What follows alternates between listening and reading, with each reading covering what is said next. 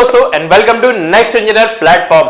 अगर आप एमपीपीएससी के असिस्टेंट इंजीनियर एग्जाम की तैयारी कर रहे हैं तो आपको उसकी तैयारी करने के लिए यह पता होना चाहिए कि स्मार्ट स्टडी कैसे करें। स्मार्ट स्टडी मतलब जिस सब्जेक्ट के ज्यादा क्वेश्चन पूछे जाएंगे उस सब्जेक्ट को ज्यादा टाइम देना है, उसके क्वेश्चन ज्यादा प्रैक्टिस करने हैं, और जिस सब्जेक्ट के कम क्वेश्चन पूछे जाते हैं उस सब्जेक्ट के लिए रिलेटिवली कम टाइम इन्वेस्ट करना है। अब ये कैसे डिसाइड होगा, इस वीडियो में हम आपको बताने वाले हैं एमपीपीएससी एई के जो पिछले पेपर्स हुए हैं, पिछले 2-3-4 सालों के पेपर्स हुए हैं, उस पेपर्स के एनालिसिस से सिविल इंजीनियरिंग में किन किन टॉपिक्स का कितना वेटेज है वो हम देखने चल रहे हैं इस वीडियो में। डायरेक्टली काम की बात करते हैं। देखिए सिविल इंजीनियरिंग की अगर मैं बात करूं एमपीपीएससी एईएन के पेपर के लिए तो सॉइल मैकेनिक्स जो सब्जेक्ट है जिसमें आपका बेसिक्स ऑफ सॉइल और फाउंडेशन इंजीनियरिंग के क्वेश्चंस कवर होते हैं, इसका 15 से 20% है। अब ये रेंज इसलिए क्योंकि देखिए पिछले हम 2-3 सालों के पेपर को एनालिसिस करें तो किसी में 15-16% है, किसी में 20-21% है। एक जनरल एवरेज रेंज कि 15 से 20% पेपर तो आपका सॉइल मैकेनिक्स से आने की संभावना है।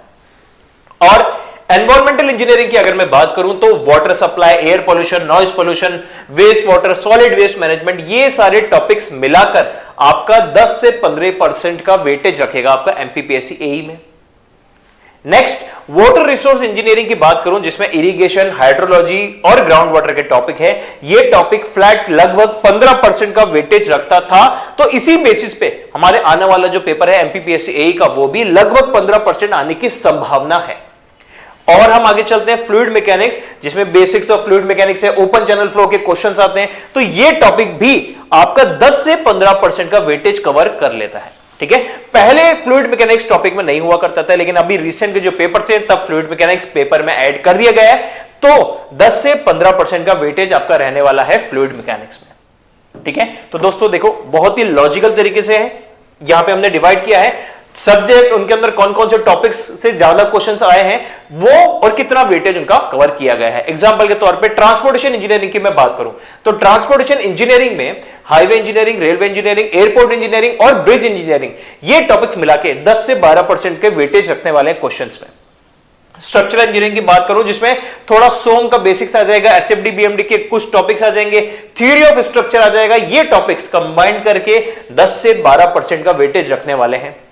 स्टील स्ट्रक्चर आरसीसी की बात करूं तो आरसीसी हो गया, प्री स्ट्रेस्ड कंक्रीट हो गया, यहां पे 8 से 10% वेटेज रखेगा। स्टील स्ट्रक्चर जिसमें डिजाइन ऑफ स्टील स्ट्रक्चर और प्लास्टिक एनालिसिस, ये दोनों टॉपिक हैं, ये मिलाकर 10% वेटेज रखेंगे।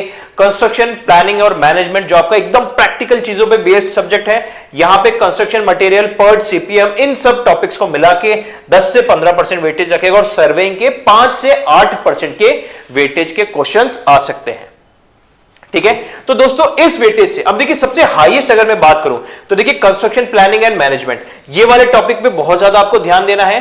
Soil mechanics, environmental engineering, water resource engineering, अगर ये जो 4 मिनट सब्जेक्ट्स बोले इनको ही अगर आप थोरोली कवर कर लो तो आधा पेपर तो यहीं से बन रहा है और बाकी के टॉपिक से रिमेनिंग आधा। तो देखिए हमें स्मार्ट स्टडी करनी है, जिसमें वेटेज ज्यादा है उस पर ज्यादा ध्यान देना है, जिसपे वेटेज कम है उस पर कंपैरेटिवली इनके कंपैरिजन में हमें कम ध्यान देंगे तो भी चल जाएगा।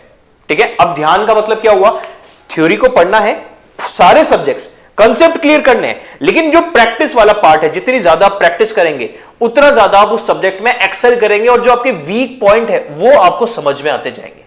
ठीक है, सिर्फ पढ़ने से आपको ज्ञान मिला लेकिन उस ज्ञान में कुछ कुछ लूप होल्स रह गए, कुछ वीक पॉइंट रह गए, वो आइडेंटिफाई कैसे करेंगे, क्वेश्चंस लगाने से। तो जितने हो सके ज्यादा से ज्यादा क्वेश्चन लगाए ताकि वीक एरिया आपको पकड़ में आ जाए और फिर उन वीक एरिया को थोड़ा सा और थ्योरी पढ़ के, वीडियो लेक्चर्स देखकर, फिर उनके और प्रैक्टिस करके आप वीक एरिया को भी स्ट्रॉन्ग टॉपिक में कन्वर्ट कर सकते हैं।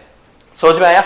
अब देखिए ये जो सिलेबस है, इस सिलेबस में हमें अगर एक्सेल करना है एमपीपीएससी एई में, अगर हमें बढ़िया मार्क्स लेके आना है तो उसके लिए आ जाइए नेक्स्ट इंजीनियर प्लेटफॉर्म पे। नेक्स्ट इंजीनियर का एप्लीकेशन डाउनलोड करेंगे, वहां पे आपको एक बहुत ही शानदार कस्टमाइज्ड कोर्स मिलेगा एमपीपीजीसीएल जूनियर इंजीनियर और एमपीपीएससी एईएन दोनों को कवर करते हुए।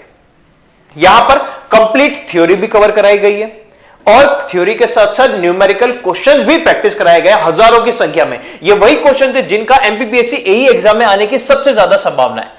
तो दोस्तों अगर आप एमपीपीएससी में असिस्टेंट इंजीनियर की पोस्ट से सेलेक्ट होना चाहते हो तो आ जाओ नेक्स्ट इंजीनियर प्लेटफॉर्म पे, जहां पे थ्योरी भी कवर कराई जा रही है, क्वेश्चन भी प्रैक्टिस कराए जा रहे हैं, टेक्निकल भी कवर कराया जा रहा है, उसी के साथ साथ नॉन टेक्निकल टॉपिक भी कवर कराया जा रहा है। और ये सारी चीजें 1 साल की वैलिडिटी वाला कोर्स है, पूरा 1 साल की वैलिडिटी, 365 दिन की वैलिडिटी, और कीमत सिर्फ 1499 रुपए। अभी ऑफर प्राइस है सिर्फ 1499 में आपको ये कंप्लीट कोर्स मिल रहा है। तो दोस्तों देर ना करें, अगर आप एमपीपीएससी एएन के लिए सीरियस हैं तो नेक्स्ट इंजीनियर एप्लीकेशन अभी डाउनलोड करें और पहले फ्री में एमपीपीएससी एई के इस कोर्स में आप डेमो लेक्चर्स देखिए। डेमो लेक्चर्स देख के जब आप फुल्ली सेटिस्फाई हो जाए कि यार एकदम शानदार लेक्चर है, फिर आप इस कोर्स को परचेज करके लग जाइए एकदम डेडिकेटेड तरीके से एमपीपीएससी एई। और अगर आप साथ में एमपीपीजीसीएल जूनियर इंजीनियर का भी एग्जाम देना चाहते हैं, फिर तो इससे बेहतरीन कोर्स और हो ही नहीं सकता।